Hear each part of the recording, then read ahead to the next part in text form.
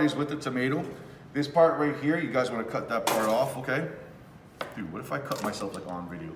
That'd be so lame. And then after that, we're gonna hold it like this and put my knife, my fingers like that, okay? I'm gonna cut it in half. Now, most people like wouldn't do this, but I have a lot of people that complain about this. Who does not like the seeds and stuff in a tomato, right?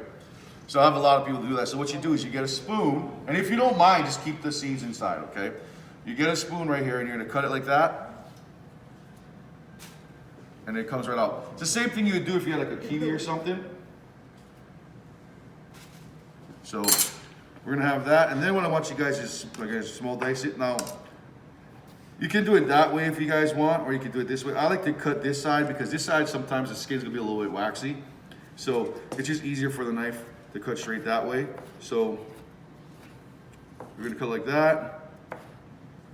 And remember, like, and it's all diced up like that, all right? So you're gonna do that with all of your tomatoes, all right? And the top part, you're gonna use that too. All you guys are gonna do is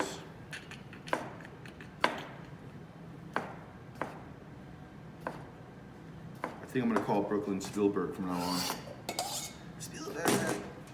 All right, so that's gonna be the first part. It's gonna be like the tomato, okay? Next part, what we're gonna do? Let's do the garlic, okay? So you have the garlic, you have like two parts of the garlic, okay? You have that part right there.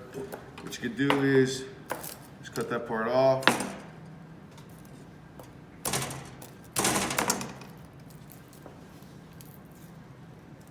Peel it.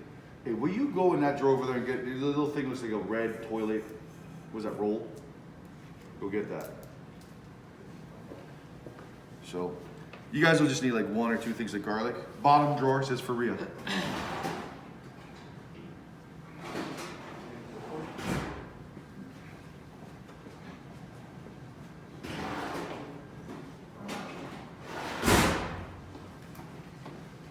Okay.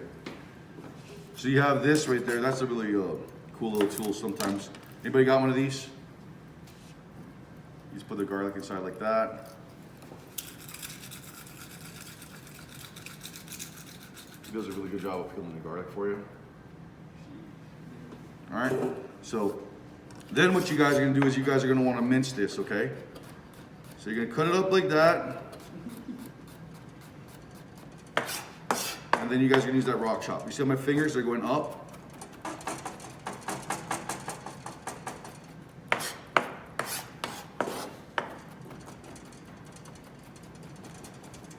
And you want to think like this is gonna go like straight into your mouth. So like you want it cut like pretty small, I guess, because you want it to get mixed up in your pico, and like you don't want huge chunks of garlic. I don't know, maybe you do. But then you're gonna add your garlic there. I'm going to do the jalapeno last. We have our onion, okay? So this is the fun part. Onion, you got two parts, right?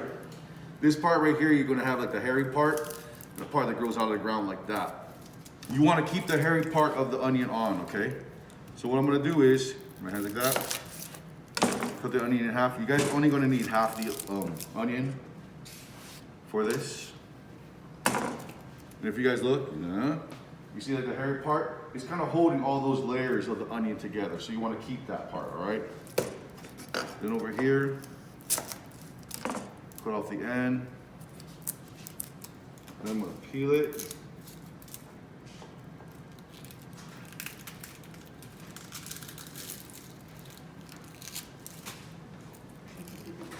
See, it's like all still holding on.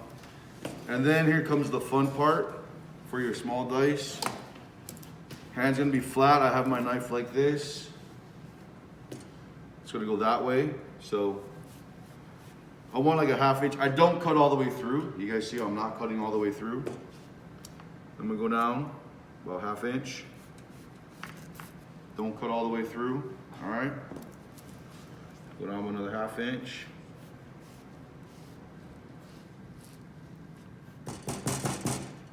Not all the way through. Then I'm gonna face it toward me. Okay, so the hairy part's gonna be away. And then what I'm gonna do is, about every 1/2 inch, I'm gonna go that way. And then when I turn it, and guys, when I'm watching kids like cut, I see them doing this with their bodies. It's so much easier just to move the onion and not move yourself, okay? Then when I cut it like this, my onion's all diced up, okay? So remember, it's like that, you turn it like that, and then you're good to go. So then you'll have your onion in here.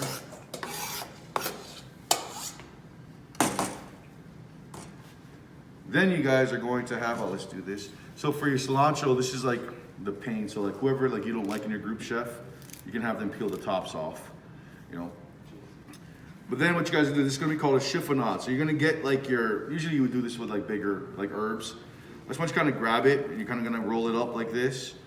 And then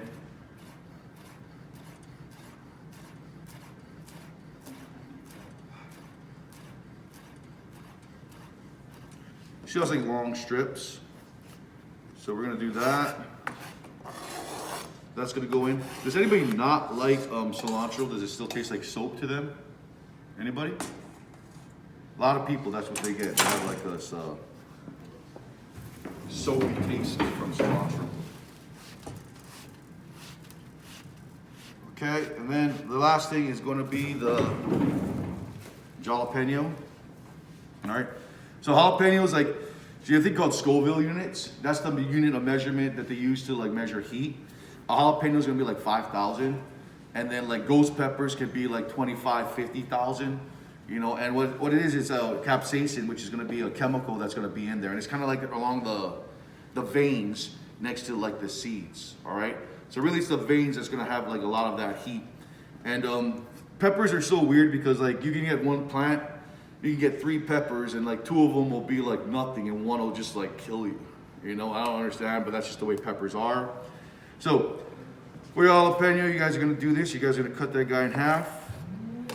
All right. And if you want to keep all the guts, that's fine because you want hot. And otherwise, I'm just like use my little spoon trick again. And then you're gonna cut this as a julienne, which is gonna be like little matchsticks. Okay. So all I'm gonna do is I'm gonna push the jalapeno down, make it flat. And then what we want to do is we're gonna create something called a brunoise cut. So I'm cutting it about 1/8 of an inch, going all the way down like that. And then I'm gonna turn it this way, and then I'm gonna cut it about 1/8 of an inch there. So it's a really small dice. It's again called a brunoise. You know? And then we're gonna add all that to it. And then at that point, you guys are gonna add like your salt, pepper, your cumin, garlic powder, and then you guys usually says you add lime.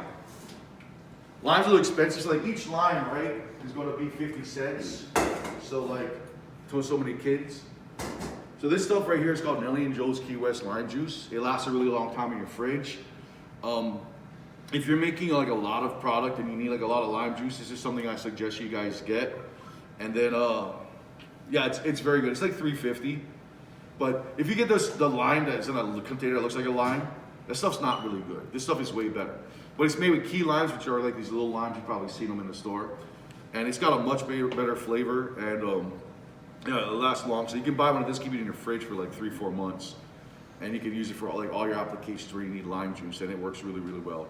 However, if I was just at home making this for my family, I would just spend the $2 on real limes, you know, that one time. But if I'm making Pico de Gallo for like 1,000 people, yo, I'm gonna be using this. So that's it, and that's how you make pico. Thank you.